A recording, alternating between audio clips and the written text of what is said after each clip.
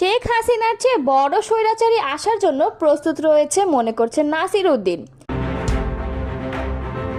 দলীয় এজেন্ডায় রিটার্নিং কর্মকর্তা নিয়োগ, সাজানো স্ক্রিপ্টে চলছে আসন বিন্যাসের কাজ। দলের পক্ষে নিঃশর্ত ক্ষমা চাইলেন জামায়াত আমির।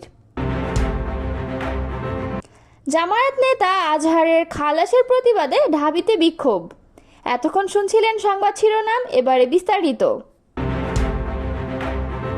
সিস্টেমের যদি পরিবর্তন না হয় তাহলে শেখ হাসিনার চেয়ে বড় স্বৈরাচারী আসার জন্য প্রস্তুত রয়েছে বলে মন্তব্য করেছেন জাতীয় নাগরিক পার্টির মুখ্য সমন্বয়ক নাসির উদ্দিন পাটোয়ারি। মঙ্গলবার জাতীয় প্রেস ক্লাবে গণতান্ত্রিক রূপান্তর, মৌলিক সংস্কার ও নির্বাচন শীর্ষক আলোচনা সভায় তিনি এই কথা বলেছেন। বড় স্বৈরাচার আসবে জানিয়ে তিনি বলেন, গত 15 বছর আমাদের মানবাধিকার লঙ্ঘন হয়েছিল। এনবিআর সচিবালয় বন্ধ থেকে এখনও দলীয় এজেন্ডা বাস্তবায়ন করার চেষ্টা চলছে। সিস্টেমে যদি পরিবর্তন না হয় তাহলে শেখ হাসিনার চেয়ে বড় স্বৈরাচার আসার জন্য প্রস্তুত রয়েছে। এনসিপির এই নেতা বলেন, শেখ হাসিনার আমলে যে কালো আইন বানানো হয়েছিল সেই আইনের ভিত্তিতেই 5 জন নির্বাচন কমিশনার নিয়োগ দেওয়া হয়েছে।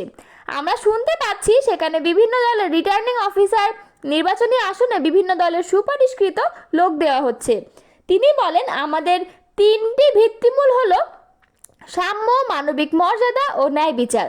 এগুলোকে বাইপাস করে যদি নির্বাচন করা হয় সেটা হবে আমাদের বাংলাদেশের স্বাধীনতার ঘোষণাপত্রের সঙ্গে গাদ্দারি করা। জাতীয় নাগরিক পার্টির মুখ্য সমন্বয়ক নাসির উদ্দিন পাটোয়ারি বলেছেন, নির্বাচন কমিশনকে বিভিন্ন দল দলীয় অফিস বানিয়ে ফেলেছে। আমরা শুনতে পাচ্ছি বিভিন্ন জায়গায় দলীয় এজেন্ডার ভিত্তিতে রিটার্নিং কর্মকর্তাদের নিয়োগ দেওয়া হচ্ছে।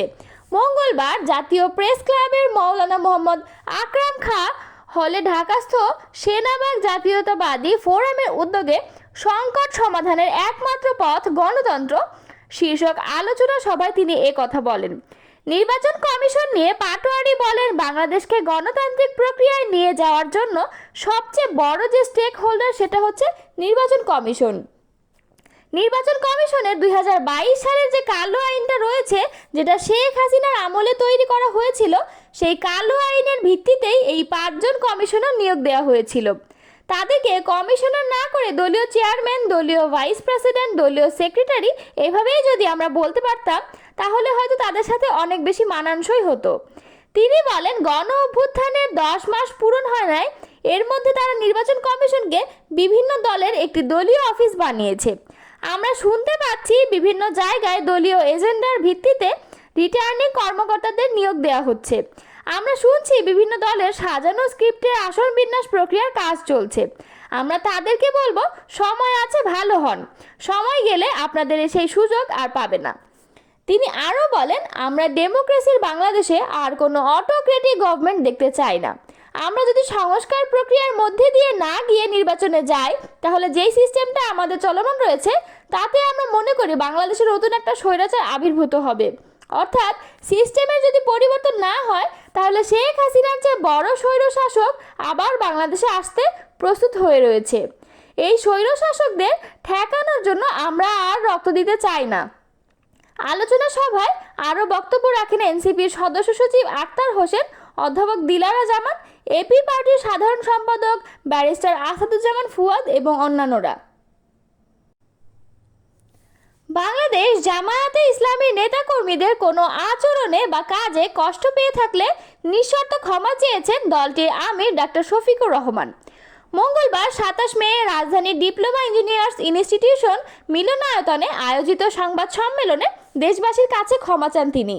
ডাক্তার শফিকুর রহমান বলেন, আমাদের কোনো আচরণে, কোনো পারফরমেন্সে কষ্ট পেয়ে থাকলে আমাদেরকে ক্ষমা করে দেবেন। মানুষ আমরা, কেউ ভুলের ঊর্ধ্বে না। দল হিসেবে আমরা দাবি করি না যে আমরা ভুলের ঊর্ধ্বে। এই সংগঠনের প্রতিটি কর্মী, সহকর্মী কিংবা দলের দ্বারা যে যেখানে ক্ষতিগ্রস্ত হয়েছেন, কষ্ট পেয়েছেন, নিঃশর্ত ক্ষমা করে দেবেন। এর আগে তিনি বলেন, বিপদে ঘাড়ে নিয়েও আমরা চেষ্টা করেছি দেশবাসীর বিপদে পাশে থাকার। এমনকি ফ্যাসিস্ট সরকারের বিদায় নেওয়ার পরেও আমরা চেষ্টা করেছি আমাদের শহীদ পরিবার, আহত পঙ্গু ভাই বোনদের পাশে থাকার। কিন্তু আমরা এটা বিশ্বাস করি যে আমাদের পুরো কর্তব্য আদায় করতে পারিনি অনেক সীমাবদ্ধতার কারণে। তিনি আরও বলেন, দেশবাসীর সমর্থন ও সহযোগিতায় যদি এই দেশের সেবা করার দায়িত্ব আমাদের উপরে আসে, আমরা প্রতিশোধের রাজনীতির অবসান ঘটাবো, বৈষম্যের রাজনীতির অবসান ঘটাবো ইনশাআল্লাহ। সংবাদ সম্মেলনে তিনি বলেন, শেখ হাসিনার স্বৈরশাসন আমলে পাতানো আদালত ও মিথ্যা সাক্ষীর মাধ্যমে দলটির 11 জন দায়িত্বশীল ব্যক্তির জুডিশিয়াল কিলিং হয়েছে। সাবেক প্রধান বিচারপতি এস.কে. সিনহা বিষয়টি তার লেখা বইয়ে অপরাধ স্বীকার করে তুলে ধরেছেন বলে উল্লেখ করেন জামায়াত আমির। তিনি বলেন, এই বিচার প্রক্রিয়ার সময় তাদের দলের নেতাদের নির্যাতন করতে সেফ হোম এবং মিথ্যা সাক্ষী দেওয়ার জন্য লোকদেরকে রাখতে সেফ হাউস বানানো হয়েছিল। এই সম্পূর্ণ বিচার প্রক্রিয়াকে তিনি জেনোসাইড অব দ্য জাস্টিস বলে উল্লেখ করেছেন। এর আগে মঙ্গলবার সকালে সুপ্রিম কোর্টের আপিল বিভাগ থেকে 71 মানবতা বিরোধী অপরাধের অভিযোগ থেকে জামায়াতে ইসলামের মৃত্যুদণ্ডপ্রাপ্ত নেতা এটিএম আজহারুল ইসলাম বেকসুর খালাস পান। যুদ্ধাপরাধের মামলায় মৃত্যুদণ্ড থেকে জামায়াত ইসলামের নেতা এটিএম আজহারুল ইসলামের খালাসের প্রতিবাদে বিক্ষোভ মিছিল করেছেন ঢাকা বিশ্ববিদ্যালয়ের বাম ছাত্র সংগঠনগুলোর নেতারা। মঙ্গলবার বিকাল 5টায় ঢাকা বিশ্ববিদ্যালয়ের মধুর ক্যান্টিন থেকে মিছিল নিয়ে তারা রাজু ভাস্কর্যে গিয়ে তারা সমাবেশ করেন। সেখানে ছাত্র ইউনিয়ন ঢাকা বিশ্ববিদ্যালয় সংসদের সাধারণ সম্পাদক শিমুল কুম্ভকার বলেন, গণ অভ্যুত্থানের 10 মাস পরে দেখতে পেলাম 71-এর সাজাপ্রাপ্ত আল বদর কমান্ডার আজহার বেকসুর খালাস হলো। রক্তের উপর দাঁড়ানো এই সরকার আমাদের সঙ্গে বেইমানি করছে। এই সরকারের আমলে একের পর এক মব জাস্টিস, সন্ত্রাস মুক্তি ও 71-এর গণহত্যাকারীদেরও মুক্তি দেওয়া হচ্ছে। তিনি বলেন, 71-এ যারা দালালি করেছে, বাংলাদেশের সঙ্গে বিরোধিতা করেছে, তাদের দেশে রাজনীতি করতে দেওয়া হবে না। একজন মানবতা বিরোধী ও গণহত্যাকারীর সঙ্গে আপোষ করা যাবে না। যদি করেন তাহলে আপনার অবস্থা পতিত হাসিনার মতোই হবে। ছাত্রমৈত্রী সাধারণ সম্পাদক জাবির আহমেদ জুবেল বলেন, আজকে ভয়ানক একটি ন্যাক্কারজনক ঘটনা ঘটেছে। আমাদের যেই স্বপ্ন ছিল স্বাধীন বিচার বিভাগের, সেটি আকাঙ্ক্ষায় শেষ পেরেক মেরে দিয়েছে এই অন্তর্বর্তীকালীন সরকার। যেই ব্যক্তি রংপুর জেলায় আল বদর বাহিনীর কমান্ডার ছিলেন, যার শরীরে রক্তের দাগ রয়েছে, সেই আল বদর আজহারকে মুক্তি দেওয়া হয়েছে আজ মঙ্গলবার। জুবেল বলেন, গণ অভ্যুত্থানের পর আমাদের স্বপ্ন ছিল জুলাই আগস্টের হত্যাকারীদের বিচার করা, তা আপনারা করেন নাই। এদিকে আবার 71-এর দালালদের মুক্তি দেওয়া হচ্ছে এবং তা দেখে আইন উপদেষ্টা উচ্ছ্বাস প্রকাশ করছেন। আপনারা এই গণ অভ্যুত্থানকে জামাতের কোলে তুলে দিচ্ছেন।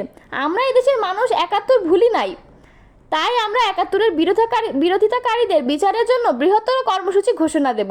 যুদ্ধাপরাধের মামলায় মৃত্যুদণ্ডের রায় বাতিল করে জামায়াত ইসলামের নেতা এটিএম আজহারুল ইসলামকে বেকসুর খালাস দিয়েছে সুপ্রিম কোর্টের আপিল বিভাগ। 6 বছরের ব্যবধানে দ্বিতীয়বার আজহারের আপিল শুনে প্রধান বিচারপতি সৈয়দ রেফাত আহমেদের নেতৃত্বাধীন আপিল বিভাগের 7 বিচারকের পূর্ণাঙ্গ বেঞ্চ মঙ্গলবার ঐকমত্যের ভিত্তিতে এ রায় দেয়। জুলাই অভ্যুত্থানে সরকার বদলের পরিবর্তিত প্রেক্ষাপটে এই রায় এলে 71 মানবতা বিরোধী অপরাধের কোনো মামলায় রিভিউ আবেদনের পরিপ্রেক্ষিতে আপিলে এই প্রথম কেউ খালাস পেলেন।